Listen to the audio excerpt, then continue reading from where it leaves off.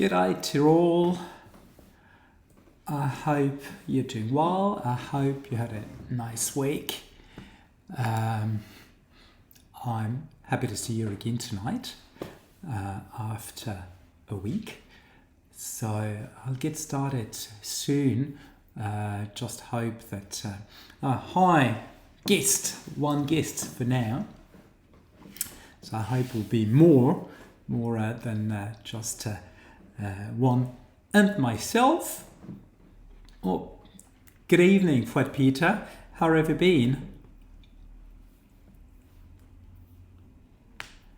Any news on your side?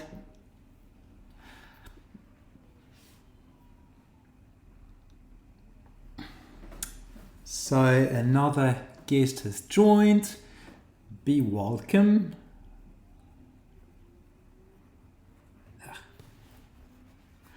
And so we'll start very, very soon.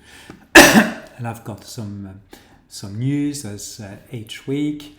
Doing well, learning more AI, patient as we wait on the panel's feedback. Yes, and it's true. And when they received the thesis for review, it was at a busy time of the year, and one of them just moved to a new school, so started with a new role, and probably has been overwhelmed with his new job. I'm not trying to excuse anybody, just saying I'm not too surprised if it takes a bit of time, and this period of the year is usually very hectic. So you already know, as you've been working for universities in Lebanon.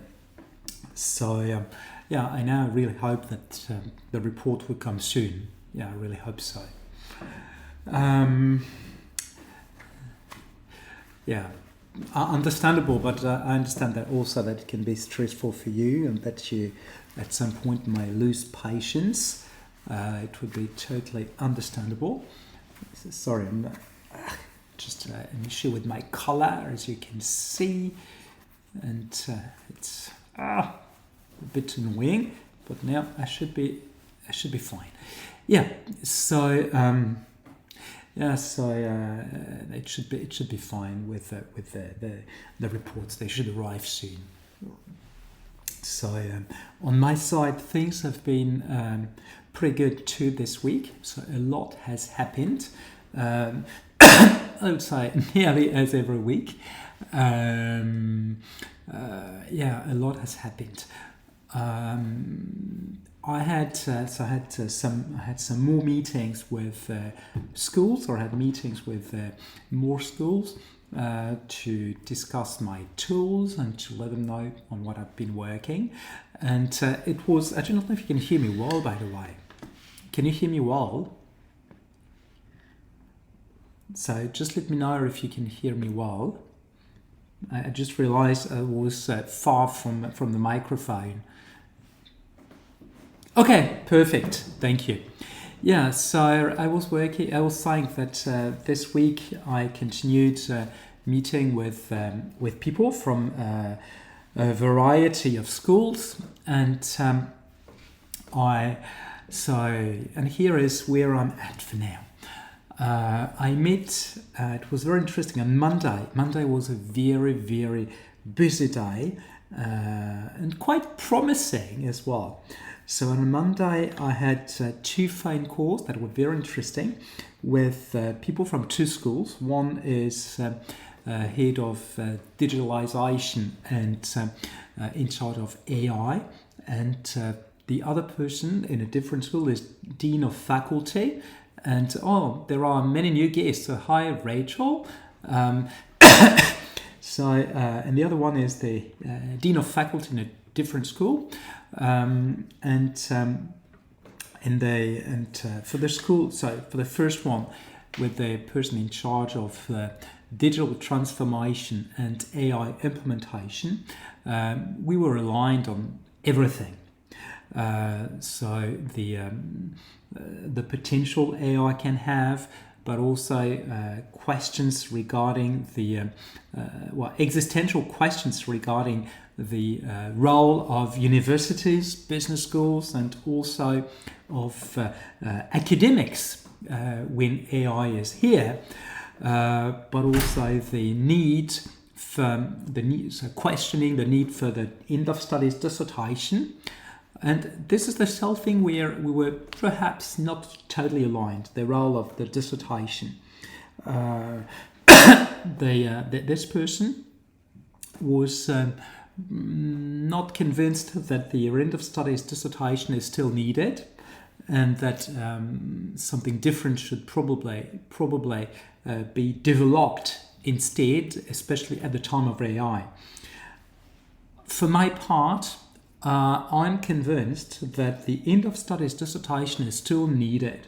I would say perhaps more than ever, because mainly for two different reasons. The first reason is that it is the sole thing where students can write of their own volition. So they choose the thing on which they want to write, they choose everything they want to do, they have to justify their choices. That's the sole time ever in their studies where they have that freedom, where they can be creative. And I think limiting higher education to very directive pieces of work is a pity. So this is the first reason. The second reason I do believe the end of studies dissertation should have a future is that it is also the sole time in their studies where students, good evening, Mirella. It is the sole time in their studies where students are exposed to research. And if they are not exposed at all to research, it may be difficult then giving anybody the willingness to do a PhD or a DBA, or let's say a doctoral program in general. And why do I care about the doctoral program? Not just because I was in a previous life the director of a doctoral school. No, because doctoral programs are the place where we train and then recruit future colleagues, future academics.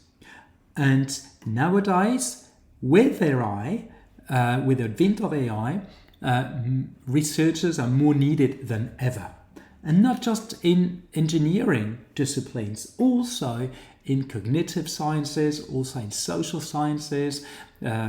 So in all areas, research is needed now. And now we now start seeing the importance of having researchers, and good ones. If the end of studies dissertation is abandoned for bad reasons, it's abandoned because there is AI, because it is mainly written by AI, etc. So for bad reasons, we are cutting or stopping this opportunity that students be exposed to research, and that some might later on do a doctoral program. And in the future, I'm afraid that we might dry the population of future academics. And for me, it is something quite dangerous for knowledge in general, but also for sovereignty. And if countries no longer have researchers for whatever reason, then they will lose part of their independence, industrial independence. And I think it is a matter of sovereignty, intellectual sovereignty, that the dissertation be perpetuated. So this is the sole thing where we were not quite aligned. We were not totally aligned because she asked me, but how many students out of our master's programs eventually do a doctorate?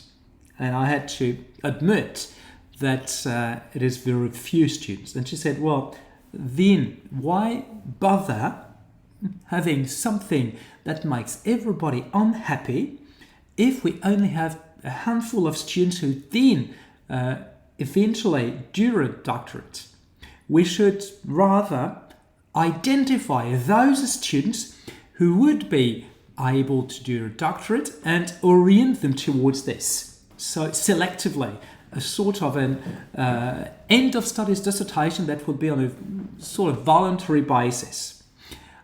I'm not too convinced, but it was very interesting. So we were aligned, and something interesting for me was also that she said it is the first time she can talk with someone who understands what she's doing, what she's talking about, and it's pleasant.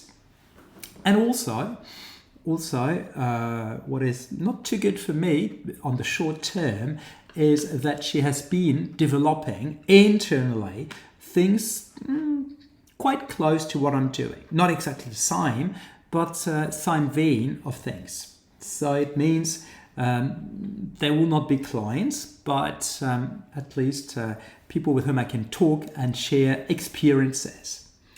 Then the other person with whom I spoke on the same day or in the afternoon was the Dean of Faculty of another business school. I have known her for nearly 20 years, and she told me that her school is quite behind in relation to AI. They are thinking of what they could do. They're trying to work on an AI policy, not sure, and they need to have both staff and students, let's say, educated and trained to AI. And she might call on me in 2026 to do master classes or something before both staff and students. So I'm quite happy. So I will contact her again at some point to revive this. Not too soon, as I do not want to hassle anybody.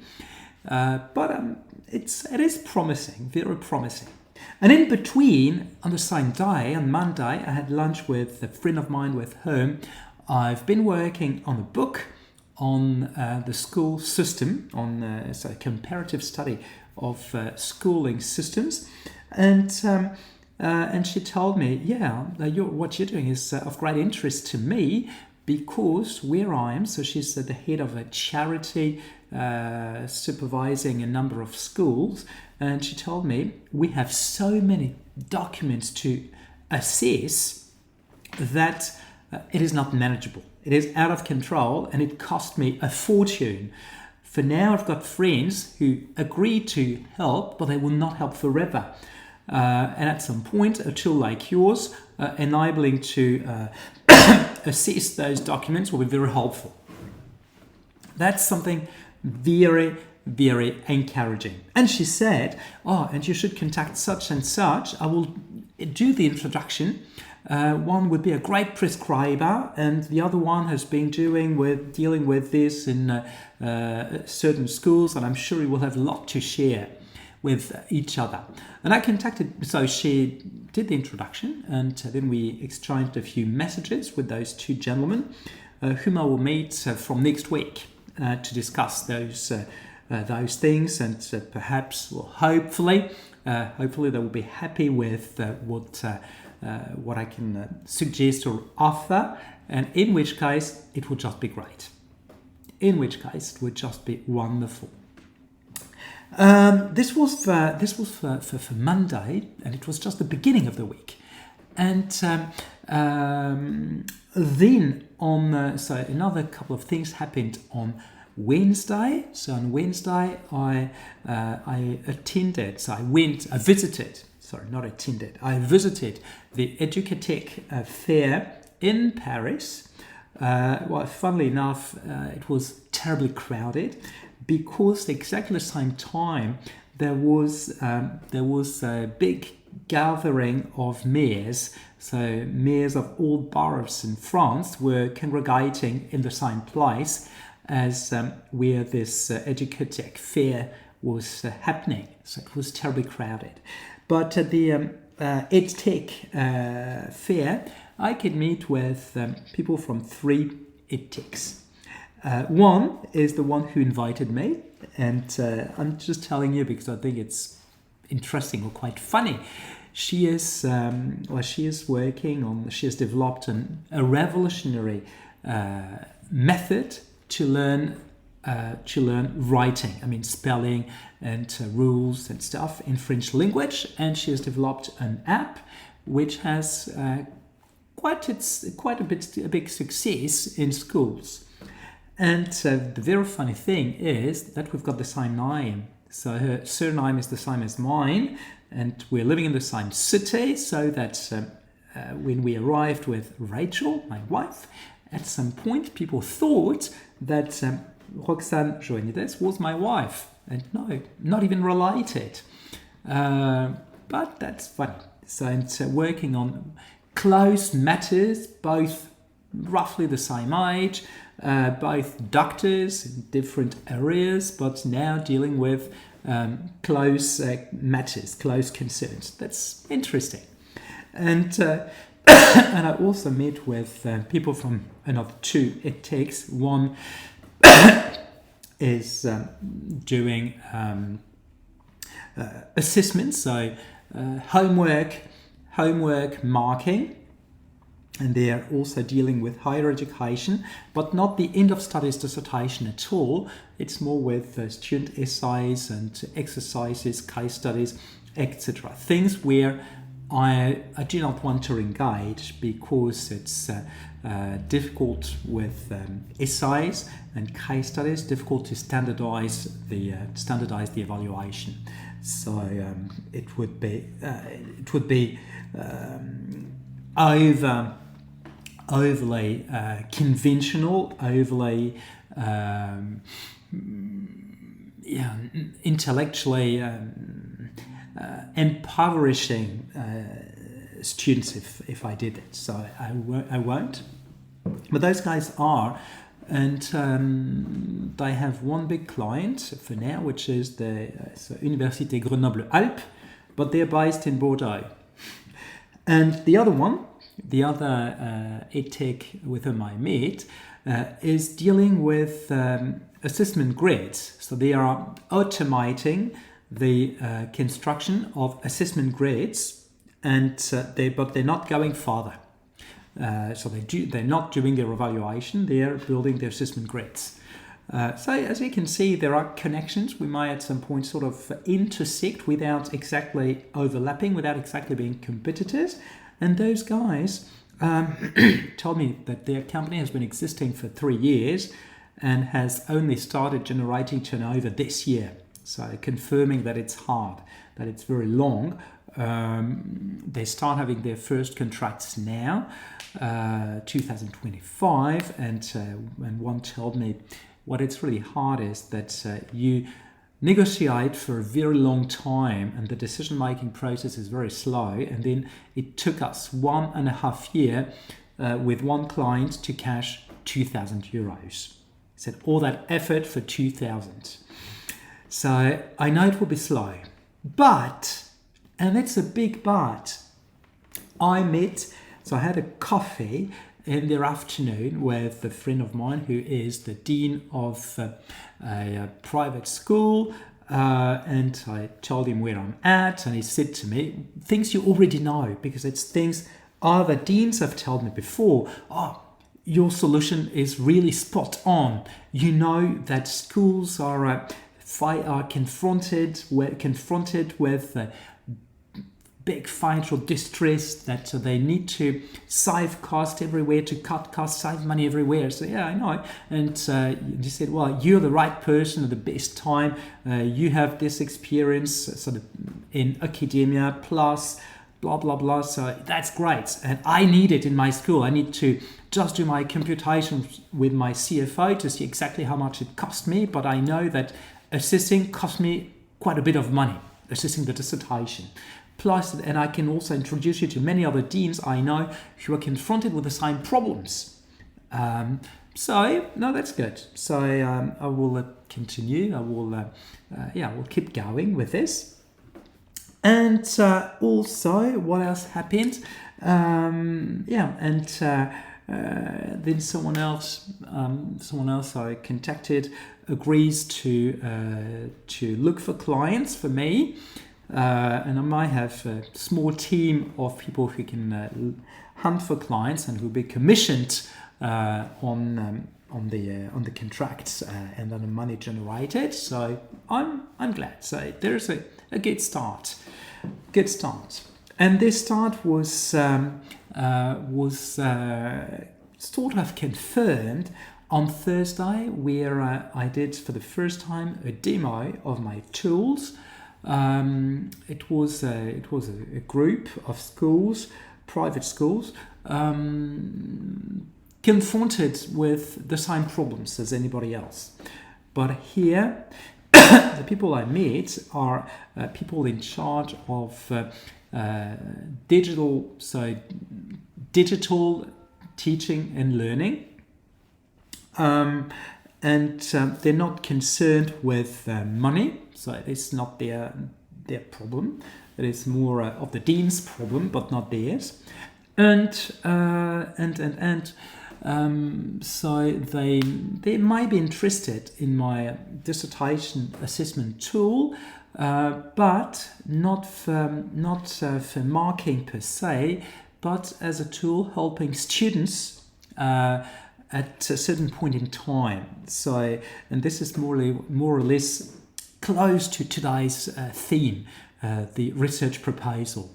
What I mean here is that my tool, the one I showed you with the dissertation assessment tool, gives detailed written feedback, and it can be used halfway through by schools, so students receive the same type of feedback and of advice at the same time, so that even if two students are supervised by different people having different understandings of what is expected and even different expectations or requirements, students are receiving the same type of feedback and can sort of readjust so that you sort of standardize at least supervision and feedback. And this is what could be of interest to those schools. But the way this group works is that schools are independent and free to decide what they want. And here they will see with those schools if they're interested, if they need it or if they want it, and if yes, then there will be a test. We will test with schools on a voluntary basis, and if the test is conclusive, then something could happen. So I'm not even sure that we can test just yet, but what is interesting is that I could do the demo and see where there is an interest, where people are asking questions and stuff. So that was good. It was good. And and something else which is very interesting, you might not have heard of it if you're not too much concerned about GDPR or AI, but on the 19th of November, the European Commission took a big turn. The European Commission passed a digital regulatory omnibus. What is this? What they call an omnibus is a regulation or a regulation proposal aimed at grouping other regulations so the whole thing can be simplified. Their idea was to simplify regulations for businesses, and in particular for small businesses. And what happened in this omnibus? I read first in the newspaper what happened, and I read what the Commission wrote. I read the reaction from the Parliament and the European Community Council, the European Union Council. The European Commission decided two things that are very important and that have an impact on me. The first thing is that with GDPR, now the notion of personal data is left to the discretion of companies processing such data. This means that the companies that are using your data decide whether your data is personal data or not. That's the first thing. This means that the notion of personal data and privacy is sort of called into question, if not demolished, if not just destroyed. I'll let you imagine how it's been for all those companies and other organizations that have been complying or going towards compliance and conformance with GDPR. They're told, okay, it was useless. Whilst you and I now lose control over our own data. And this is a big problem. And the second thing that the European Commission decided was to postpone without a date, the sine die, the enforcement of the AI Act, which was supposed to be enforced in summer 2026. So it is postponed. And what was in particular in the AI Act, which is really sensitive, in the AI Act, you had a definition of what usage of AI is prohibited and what usage of AI is risky and is considered risky and deserves special monitoring. What is prohibited is to use AI for repressive purposes, more or less to mute the media, to track opponents, to capture opponents or whatsoever. Also, what is prohibited, what was supposed to be prohibited, was to use AI for anything that could have an impact on someone's future, such as granting credits at university, or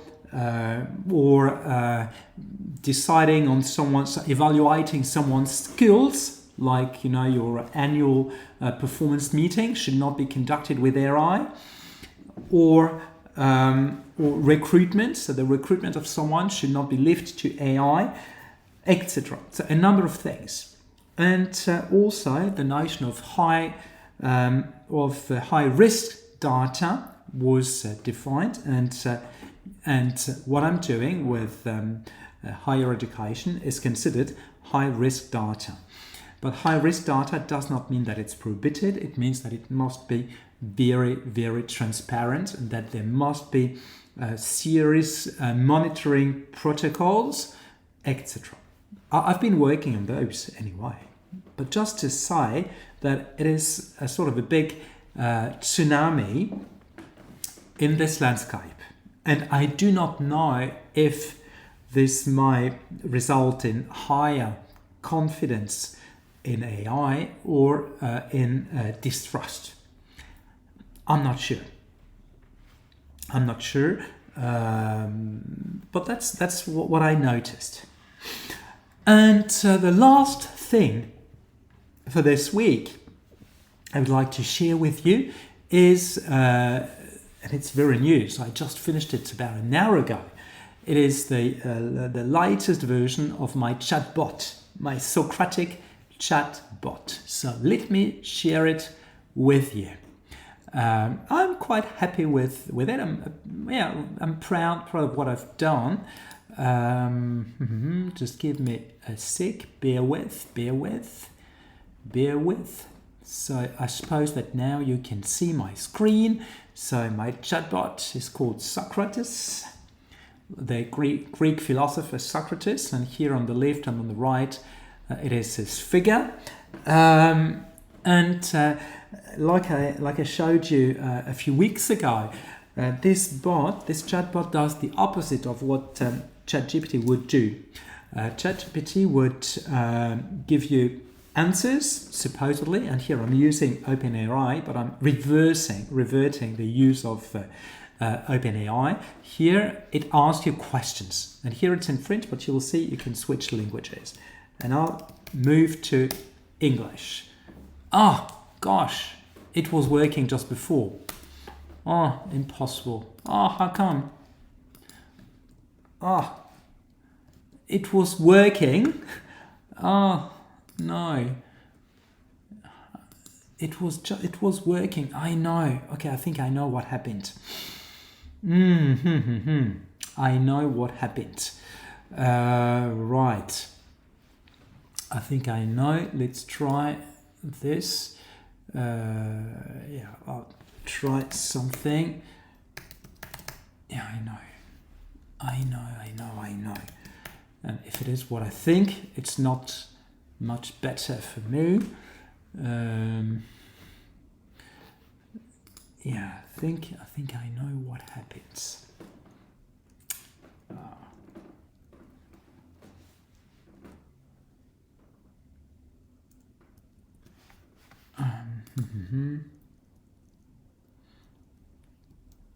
Yeah, it should be this. No, that's not it. Sorry.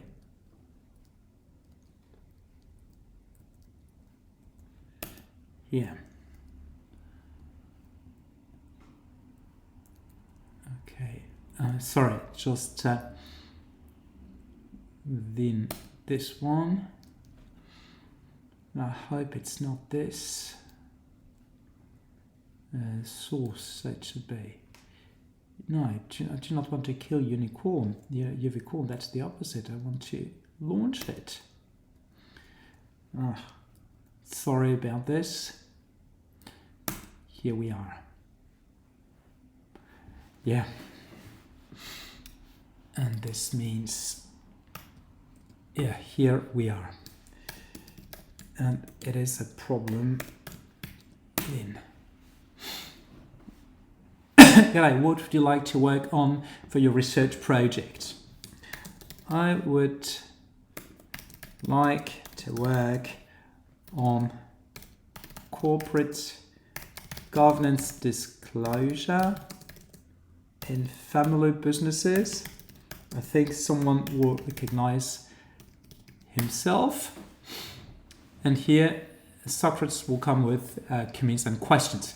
Thank you for sharing your topic. Corporate governance disclosure in family businesses is a promising area, but it's quite broad as it stands. To move forward, it's important to clarify a few points. What specific aspects of corporate governance disclosure interest you? For example, are you focusing on transparency, regulatory compliance, the impact on firm performance, stakeholder perceptions? Are you considering a particular type of family business, size, industry, region? What academic debate do you see this topic engaging with? For instance, are you interested in how family control affects governance practices compared to non-family firms? How could you try to formulate a precise and testable research question that captures the core of what you want to investigate? What would that question be? And then you can continue. I'm interested in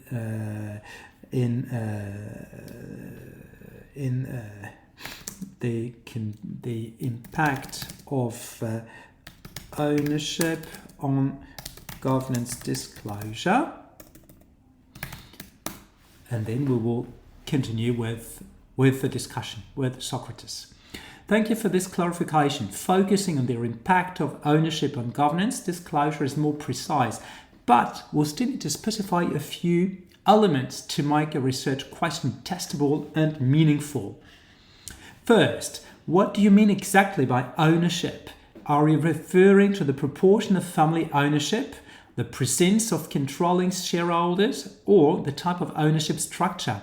For instance, sole owner versus multiple family members. Second, how do you define and measure governance disclosure? Is it about the quantity of information disclosed, the quality, compliance with specific standards, or something else? Finally, What is the academic debate or gap you want to address? For example, are you testing whether family ownership leads to less or more transparent governance disclosure compared to other ownership types? Could you formulate a precise research question that includes these clarifications, etc.? And the idea with this is that the student could lead a conversation with Socrates and ultimately arrive at a working topic for the dissertation and a working research question. So what Peter is saying, it could be a server overload. No, actually it was not. The thing is, and that's something I still need to fix, the thing is that the server was not active. So the server was not active, and I had to launch the to launch the underlying app that allows the chatbot to be functioning. And this is the main limitation of this chatbot for now. But I'm quite happy with this version as it stands. So I think it is still a wee bit too wordy, too talkative, but it's a good start. It's a good start, I think. So when I'm working on this, it's also under the purview of providing schools with a standard way of approaching the dissertation, because I've noticed that two different supervisors might have very different expectations and ways of advising students. As you know, I've spoken quite a few times of the three types of supervisors: so, absent, directive, and available. Or I would say absent, assertive, and available. But there are also some supervisors who are not really aware of the requirements and who do not really supervise in an academic way. And it's a problem, when you've got students who have been supervised academically and others not really academically, not very rigorously. At the end of the day, there is a problem. And I think that some of you have gone through those difficulties with a supervisor who was not exactly doing as per the standards. And at some point, there was some disappointment. And that's exactly the type of thing I would like to avoid and to avert with students. And this is why it's a tool on which I've been working and which is working today with some limitations, but I've got something. So I've got a wee bit more than just a book, just more than just a proof of concept. So as you see, everything is still revolving around the same problem, that is this jolly dissertation. And where to start, how to get where, etc. So here for Peter, you could present the value of our AI dissertation assessment tool as follows. Ask my students about me. They will tell you how timely I am with dissertation feedback, how fairly and honestly I deliver this feedback, and how my feedback has developed their capacities for contributing to knowledge and society. Now, imagine that millions of students can have that same opportunity of having Professor joining us as their own supervisor. I'd love to.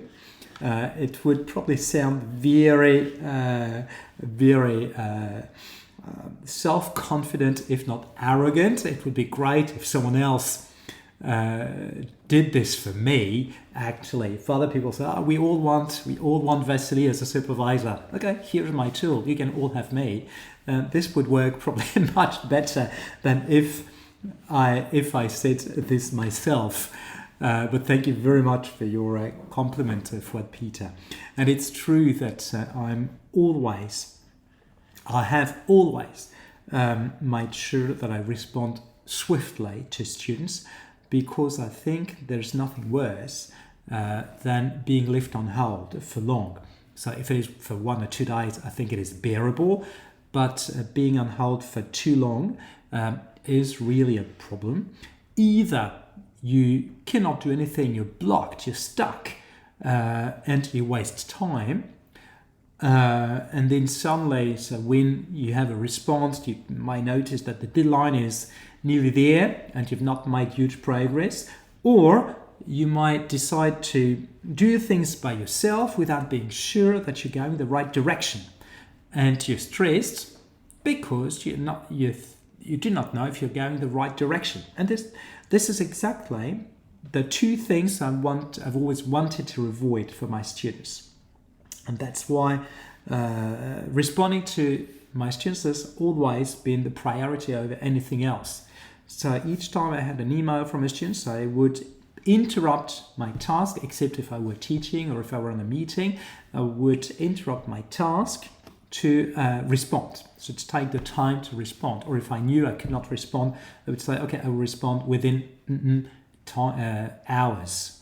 Or I said by tomorrow morning or whatsoever. So they've always known when to expect a response.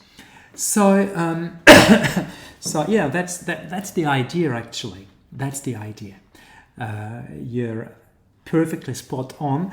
But like I said, I've studied actor network theory and translation theory, and here I'm not speaking of theory per se, but an innovation works or is adopted not because the inventor says how good it is, but because there are early adopters who speak for it.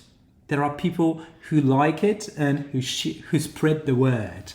And this is what I would really love. That's what I'm trying to expect. And honestly, everything I'm doing on social media, including those Sunday and Monday talks, are really for that purpose. So at some point, I really hope that students would say, we want Vasily, we want his approach, we like this approach, etc. That's really why I'm doing all this, because I want to help, of course, and I would like to have people who at some point can speak for me.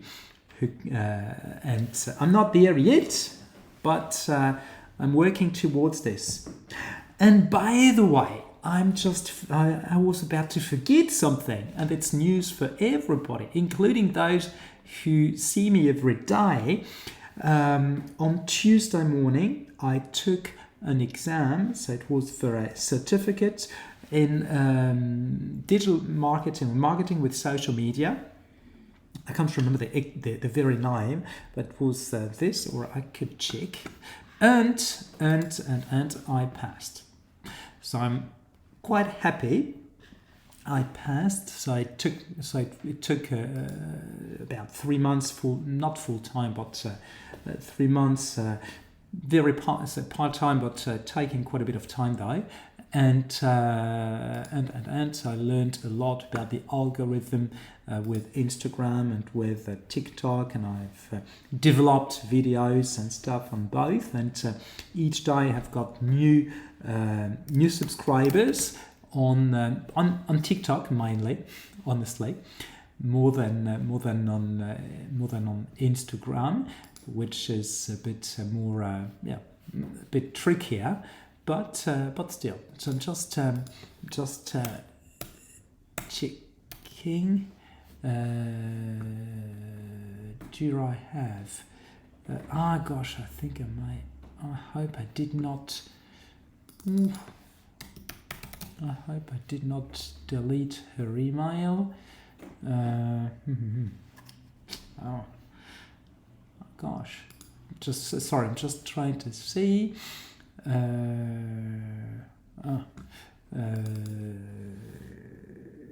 Okay, so I can't retrieve the email right now, but I made it. So I'm happy with this. I made it, and it's all about for me. It's all about converting people. Making people want to adopt my solution. So my students, so they could be prescribers to their schools, or in schools decide to go for this option, students are not surprised and say, oh yes, we want it, we love it. So that's what I really, really want happening. So, for tonight, I know the introduction was pretty long, but it was, I think, worth it. So for tonight, I would like to address the research proposal. What is this? So the research proposal. You all have to submit a research proposal, be it for your dissertation, master's dissertation, I mean master's thesis or a bachelor's thesis, or your doctoral dissertation. And what is this? What should fall within its remit? The research proposal is usually and it is a bit surprising that it's as follows, but it's usually a document you submit halfway through the whole journey. So it's weird that the proposal only comes halfway through and not at the beginning. So why not at the beginning? And here I can tell what the difference between a proposal and a project is, and why the proposal comes halfway through.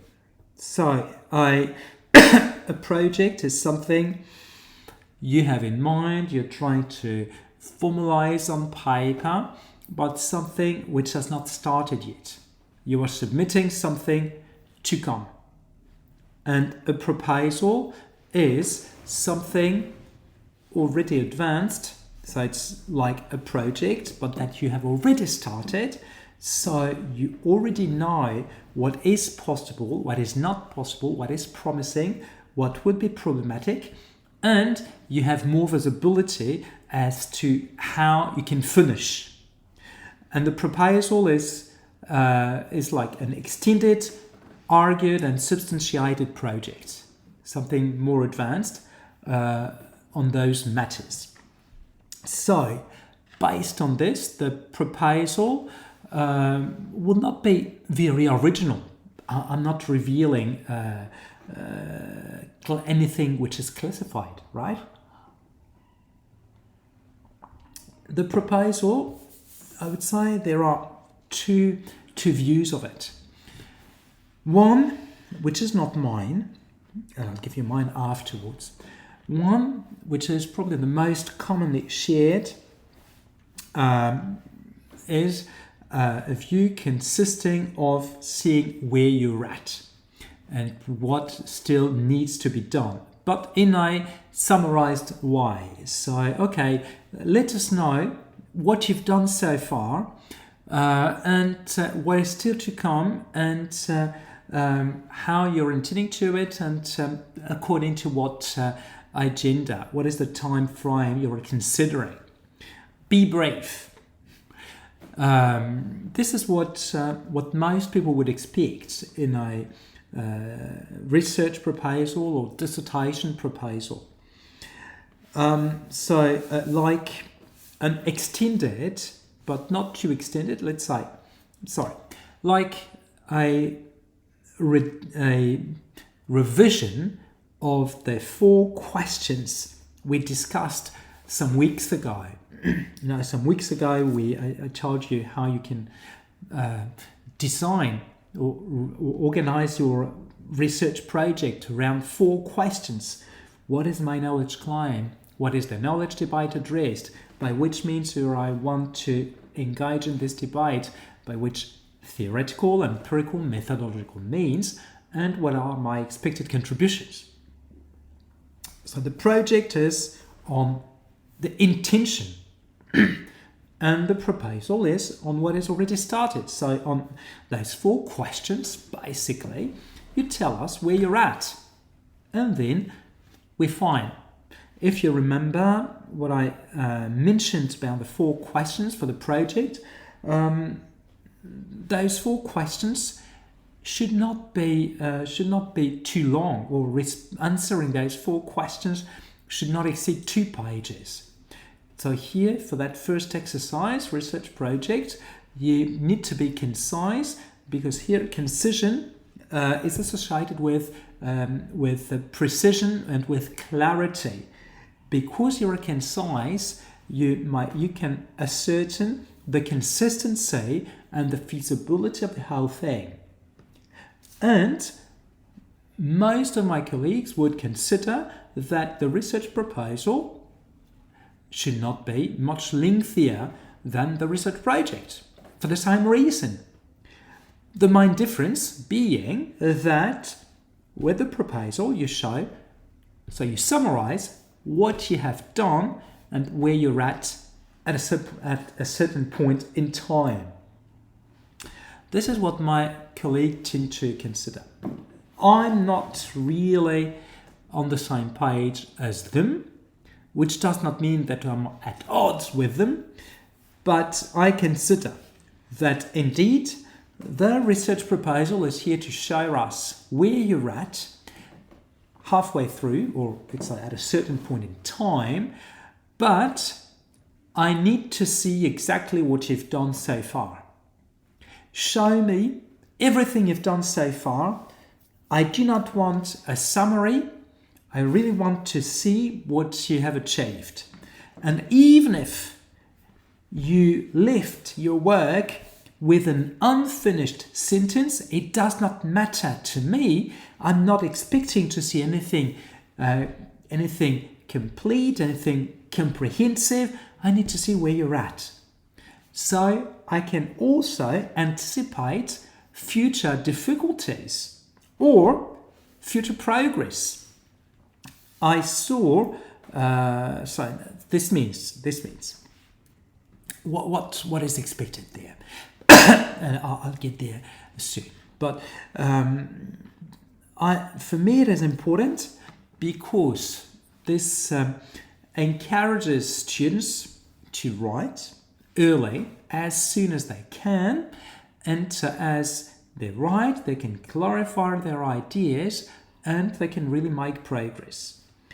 With this, when you consider either the end of studies dissertation or the doctoral thesis, at least you see where students, whether students are really progressing, but it's not here to control. I'm not using it as a tool to control students, but I'm using it to see where their thinking is at, what their difficulties, what their challenges are, what their issues are, if any, and also how much work is still to be done within the remaining time frame.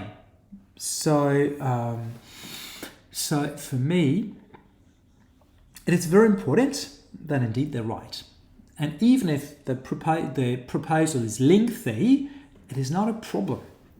I remember I had a student, and then I'll tell you what falls within this proposal. Years ago, I had a student who wrote a proposal which was, at the end of the day, lengthier than the final thesis. I know it may sound weird, but the proposal was very rich, very detailed, and had a lot. And for the final thesis, he needed to focus, to narrow things down a bit, and to remove things. So he did not retain much of the proposal itself, as he had to simplify it, to shorten it, and to expand the new sections or the new chapters. But it was something very, very, very insightful for the two of us. So we could see how he writes, how he thinks, also where the complexity of his topic is, and how he could simplify things. For your information, it's the person who was at the time the CFO of a professional football soccer club in Brazil, and he was dealing with the construction of a fan market by a club, and he was dealing with interactions between the club and their fans on social media. I mentioned this thesis on a few occasions, and like I said, the proposal was very good, and everybody was a bit laughing at him. I mean, gently, saying, "Well, you are submitting your thesis after a year or after a year and a half already." And they said, "Oh no, that's the first volume. The second volume still to come." So this was sort of a joke, academic jokes. I know if you're not in academia, it's not very funny, but it was hilarious for us. So that's it. I had another one who wrote on leadership, on Sufi leadership, a great thesis, and likewise the proposal was very rich, very detailed. So we could see halfway through how he writes and to what he should pay attention. And again, for your information, the proposal was very lengthy. It exceeded the upper word limit for the thesis. So it was clear at the end of the journey that a lot of things would deserve to be shortened. That writing style should probably be revised so it is more concise, more straightforward, and more focused on the topic with as few digressions as possible. Something we could not have noticed earlier. Well, I'm not speaking of me, because you know me and you know that I'm going through every single document students send me, and this is where I respond between 1 and 24 hours. But here is also that a panel reviews the document and sees where you're at halfway through. It's not just your supervisor. So what should fall within this jolly proposal? Like I said,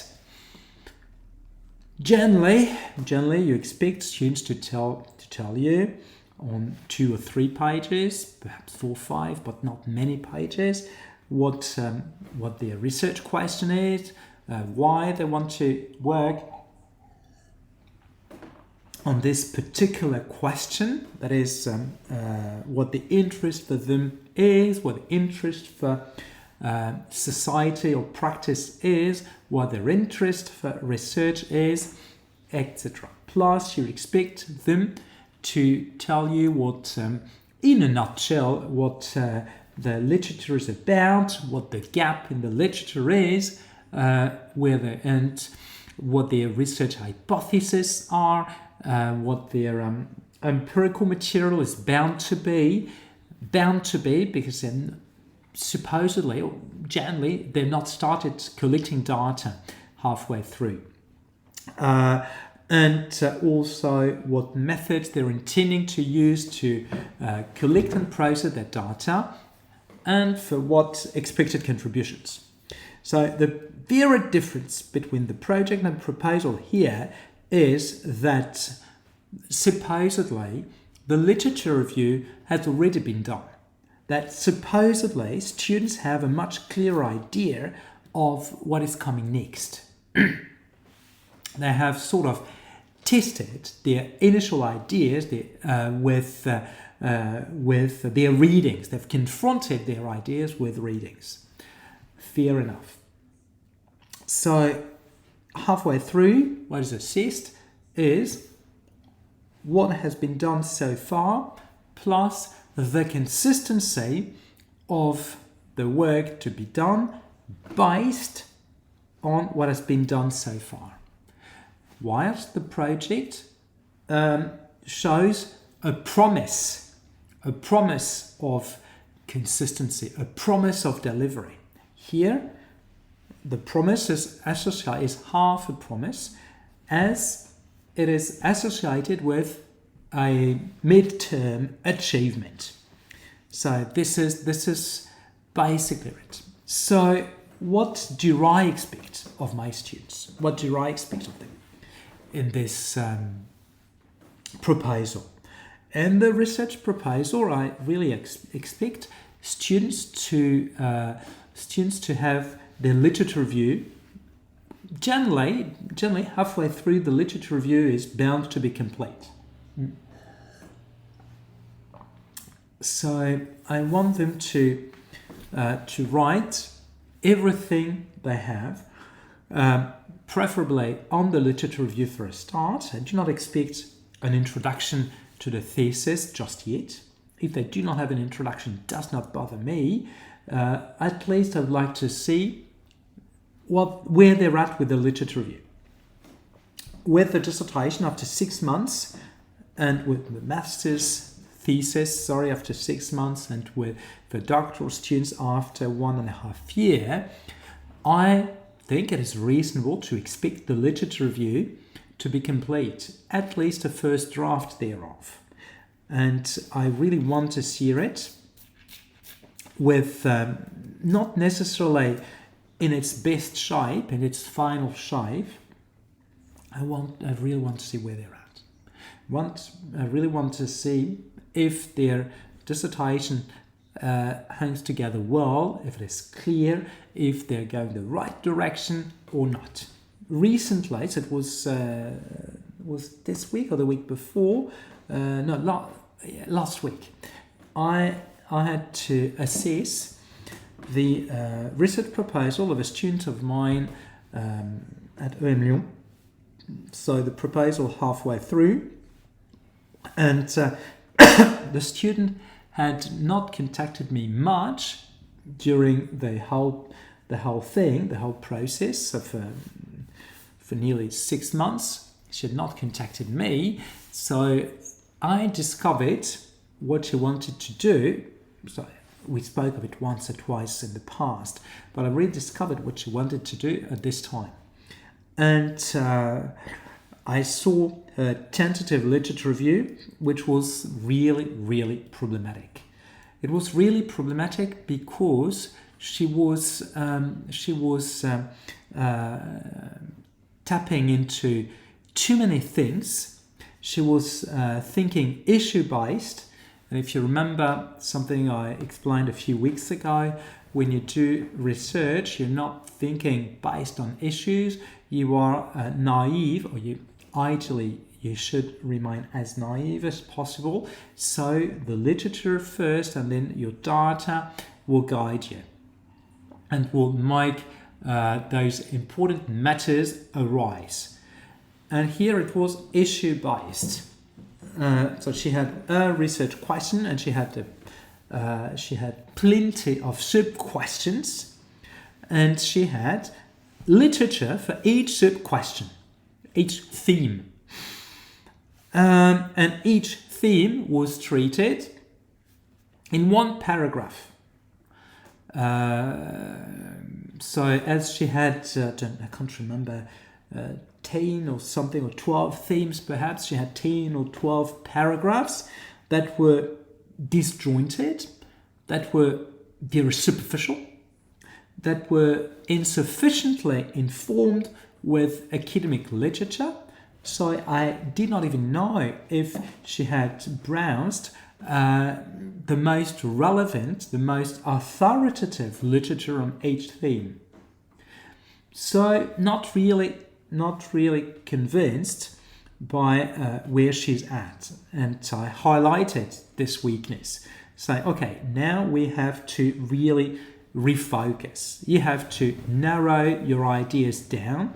You have to focus just on what is of interest to you and let the literature guide you, which is what I'm trying to do with my Socratic chatbot, by the way. Hard for her to understand this, as she had been used to thinking issue-based. So halfway through, you see this, and you can still fix the problem if there is any problem. So you avoid the situation where the student goes to a final submission without any working document, or with a document which is not good enough. And I saw this year, again, with the different students this week, who submitted her thesis. I had never seen any interim document before, really. For some reason, I do not know how come, but for some reason there had not been a research proposal. And the document was all over the place. So when I did it today, so really this morning, I did not allow for oral defense, not good enough, not up to the standards. The literature review was not a literature review. The data was quasi-nil. The methodology was opaque, etc. So, no, it was not possible. And the dissertation proposal, the research proposal, is here to prevent such situations, to prevent that a student be disqualified or discarded when it's too late, so at the last stage. So I said no defense, but had I said yes, then the worst would have been that my colleagues would have said, no, you will fail. You will fail. And when you fail the defense, it's over. So if you're not allowed to defend, you're allowed to rewrite, and then, if it's good enough, you can defend. So this is where we're at. So I expect, like I said, the literature review, as much as you can of your own literature review, plus.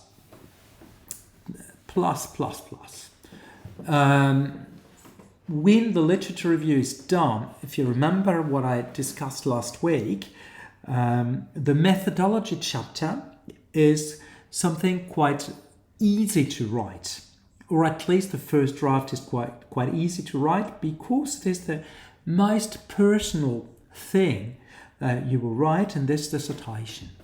The type of data you choose, how you collect data, and why you collect data this way, what you expect of this data, belongs to you. You should have clear ideas, and if your ideas are clear, writing them should not be a problem at all. Of course, it may not be totally exhaustive. It may not be all clear. Things might still be missing, but at least it is yours, and that's something you can only improve. So if things are not totally clear, not comprehensive enough, you can expand. So I require as much as possible in the literature review, and if the literature review is complete, I expect students to show me that they have seriously started to reflect on their methodology, data and methods. And then, based on their data and methods, of course, I expect them to give me a timeline. So it's a dissertation structure, but we discussed this last time. Dissertation structure, so I'm not expecting anything revolutionary. Introduction, then literature review and theory or theoretical framework or hypothesis. Chapter 2, data and methods. Chapter 3, results, findings. And chapter 4, discussion, and then conclusion. Nothing revolutionary, so I expect them to give some insights into each chapter, and a timeline. And this is what is probably the most important thing in this research proposal, the timeline. You know when you are supposed to finish. When you're doing a master's thesis, you have a deadline when you're doing a doctorate. Deadlines are always, I would say, sort of negotiable. And I think some of you have already gone through negotiations or postponements of deadlines for their doctoral thesis, which is not a problem in itself. Of course, at some point, if you postpone too many times or by too long, it might be problematic because it's no longer a doctorate, it's something different. But it is not unusual that we postpone. But if you remember what we saw last week with the how to organize the year, so work and time, I suggested going backwards and doing a retro planning where you start from submission date, formal submission date, and backwards go to the literature review and identify when you are supposed to do what. This is what you do at the very beginning, I would say, with the project. And then, based on where you're at, actually, with your research, when you submit the proposal, then you have to revise, or you update your timeline. If you are exactly aligned with your initial timeline, no problem. Confirm that you continue as initially planned. If you are ahead of schedule, which happens, then you update your you can update accordingly, or you can have you can afford a longer period for data collection, or you can afford more time for a buffer, so your supervisor might have more time to respond, or you can consider more versions of your document. I know it's quite unusual that people would be ahead of schedule. Well, I must confess, for my own PhD, I was ahead of schedule. Each month I was 1 week ahead. 1 week ahead of schedule, so that after a year I was 12 weeks ahead of schedule, which needs nearly 3 months, and after 3 years it was 36 weeks ahead, so nearly 9 months. So I was nearly 9 months ahead. So I'm saying this because it happens, and not just to say I was very good. No, I had time. I was working the thesis 20 hours a day, 5 days a week. So 100 hours a week. So it was. That's why it could be ahead of schedule. But just to say, if you're ahead of schedule, then you can afford to take the time to do other things, to leave more time with your supervisor. And in this respect, my supervisors said that I'm writing faster than they read. So at some point they asked me to stop writing so they have time to read. Otherwise, if they were to read a version while I was working on the next one, they would already be outdated, and it was a bit problematic. But just to say, if you're ahead of schedule when you submit your proposal, at least you see where you have a buffer and how you can also ease the pressure on you or on data collection or whatsoever. But more often what happens is the contrary, that you are, for whatever reason, behind schedule.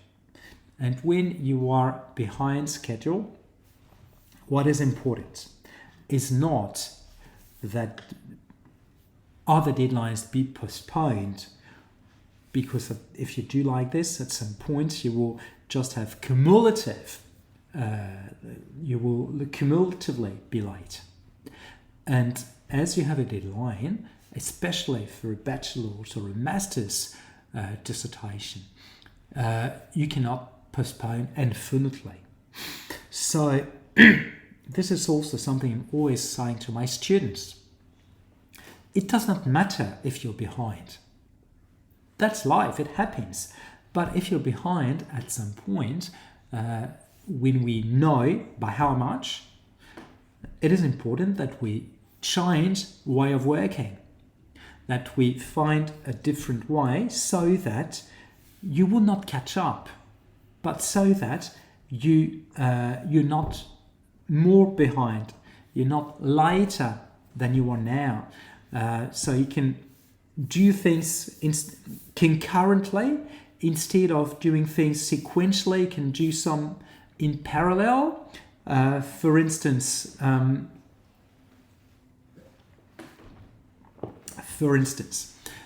when you, if you want to do things, I'd say, processually, you start your data collection. Once your data collection is finished, you start processing your data. I do not like the word analysis, So you start processing your data, you start drawing some conclusions, so etc. And as you write your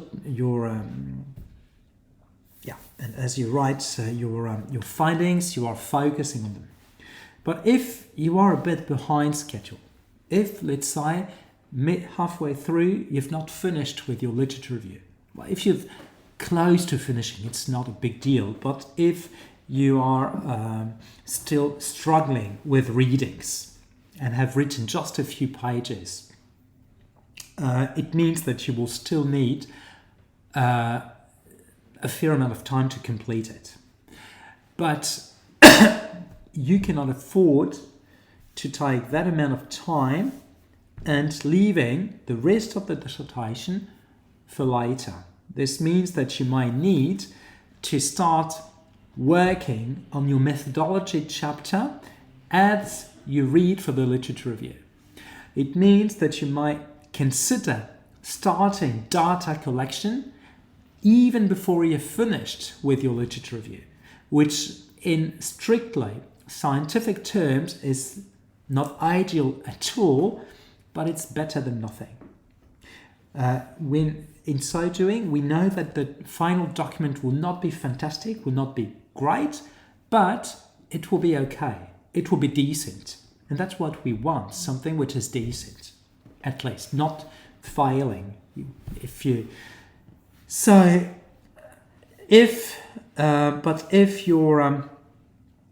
literature review is advanced, I mean, you have made good progress, you're not finished yet, but not far from this.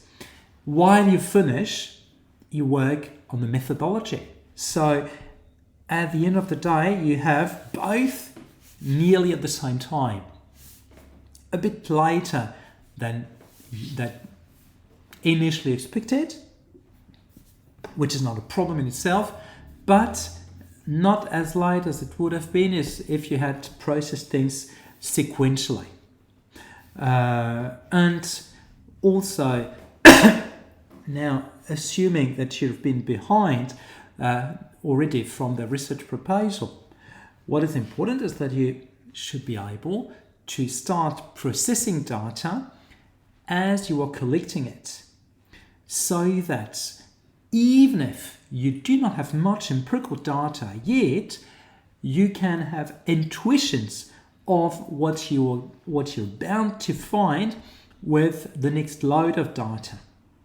And when the next load of data arrives, it will be quicker for you processing it. Scientifically speaking, it is not the most rigorous way of doing, but academically speaking, it is a safe way of doing if you cannot do otherwise.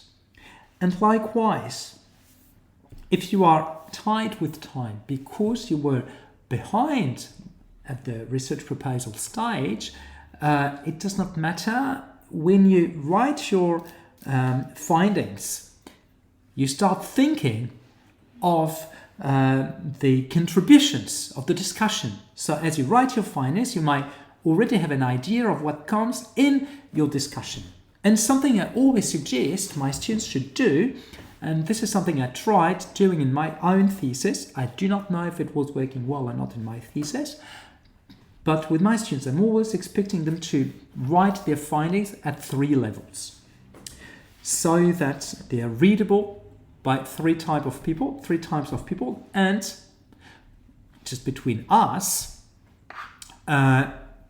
if they do not have enough time to write a strong discussion, they have something which is still, they can still have something okay. Because the 3 levels of reading are as follows. First, they write at the empirical level. So what they see with their data, what data is showing. This is what you always do. That's what we expect of this findings chapter. Level 2, other practitioners or other practitioners should recognize themselves in this story, so that you should be able to write it in concepts that would appeal to people who are not your informants, who are not your data. And here I can give you an example of what I tried doing with my own thesis. I reported at some point a meeting which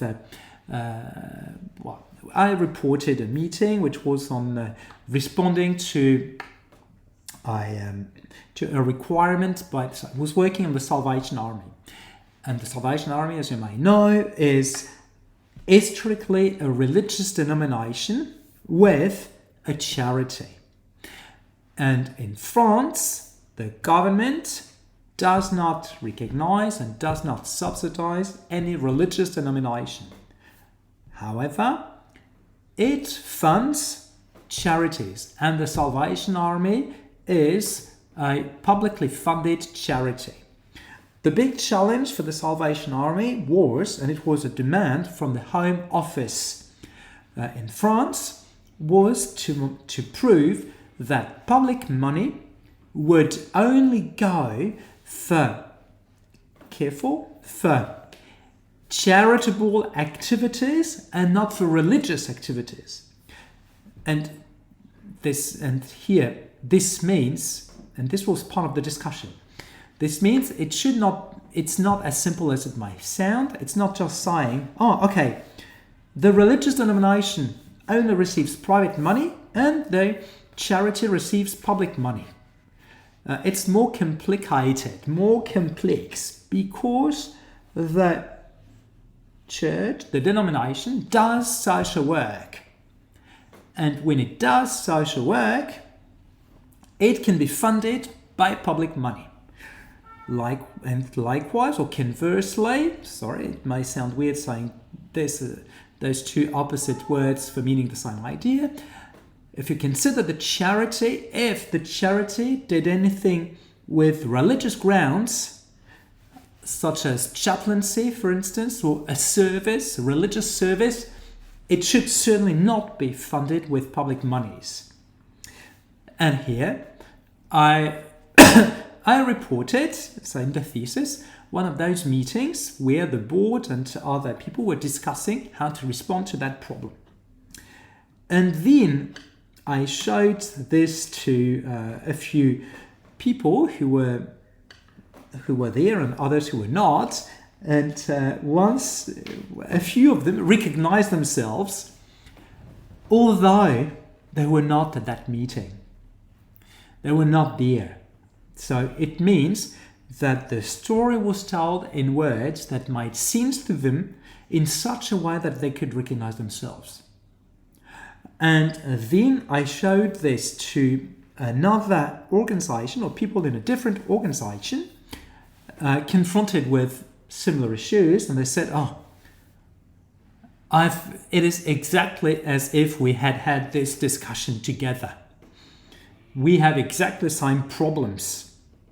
So same problems, same questions arose or are currently arising. So the second level is this one, so that other people could recognize themselves. And the third level is more conceptual and is more in relation to the literature.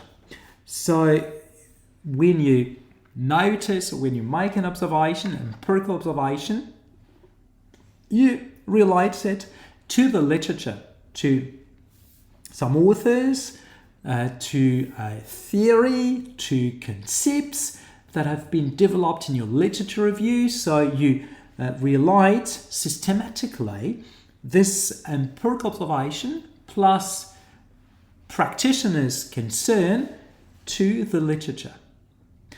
And when you do this, it might take more time than writing your findings just at the empirical level, but when you do this, it does not take much more time. It takes a bit more time, but if you're short with time, you can afford to have a shorter discussion where you make sense of this theoretical level, so level 3, in the findings chapter, where you sort of, I would not say summarize this theoretical level, but sort of, and where you highlight where it converges with or diverges from the literature, which you have already approached when you wrote your findings chapter.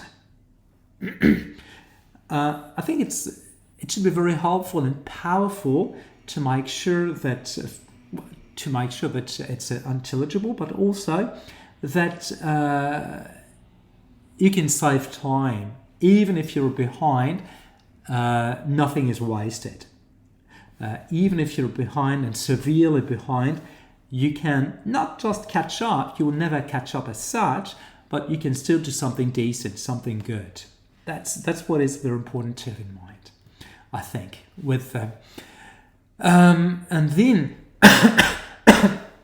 and then still with back to the proposal, of course. Just showed you why it is important and how it can be useful for you. And then lastly, tentative bibliography. As you assumedly have browsed the literature and written part of all of your literature review, you should already have a bibliography. And it's important that you provide your supervisor or panel with this bibliography, because this is what will allow them to know if you're on the right tracks or not. What does it mean not being on the right tracks? This is something I will develop in a subsequent stream when I speak more specifically of the literature review. But what is important then, just in a nutshell, or to wrap up, is just to have in mind that that your research proposal is really a way for you of assessing your own work, not just in quality. You're perhaps not able by yourself or alone to decide or to determine the quality of your work, but you can see at least if you're able to keep the pace and if you're able to deliver. If you notice that you're able to keep the pace and deliver good things, that's perfect. If you find that on any of those 3 levels, keeping the pace, delivery, or quality, you are weak, no panic. It is still time to fix things with your supervisor. And it's best doing it halfway through than a few weeks or a few days prior to submitting. Therefore, I strongly encourage you to take this research proposal seriously. It is really let's say the sole occasion where you can see if you're right on tracks without it being too late. So it is just 8, and I'm done with what I wanted to address with you tonight.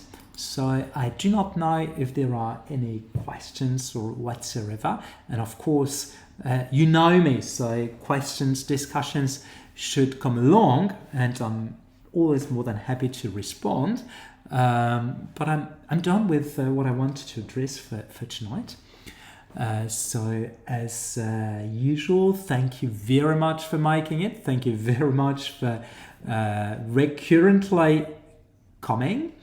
Like I said at the very beginning, in response to 𝗏𝗏, you spread the word. So if you know of anybody who may be concerned with those issues, please let them know. And here I will read 𝗏𝗏's comment. For those who are live, I think you can see them, but for those who will see the reply, I doubt that the comments will show on the screen. So 𝗏𝗏, you were saying, and I thank you very much for this, about my chatbot, my Socratic chatbot. You could present the value of your AI dissertation assessment tool as follows. Ask my students about me. They will tell you how timely I am with dissertation feedback, how fairly and honestly I deliver this feedback, and how my feedback has developed their capacities for contributing to knowledge and society. Now, imagine millions of students can have that same opportunity of having Professor Ioannidis as their own supervisor. So the best compliment ever. And this is why it's important, especially if you do not have the chance or the opportunity of having someone supervising you closely, at least halfway through. There is a chance, there is a good occasion, so do not miss it. Thank you again. Thanks to all for making it tonight. And I will be very happy to see you again next week. I will let you know probably by Friday as usual what theme exactly I will address, and I will also start as usual with my Odyssey into AI, and if there is any big news on the AI front, just like the digital omnibus by the European Commission this week, I will share this with you in their introduction. So I wish you a lovely evening, and I wish you a lovely week, and I'm looking forward to seeing you again soon. Cheers, bye to all. Oh, you're welcome, Mirella.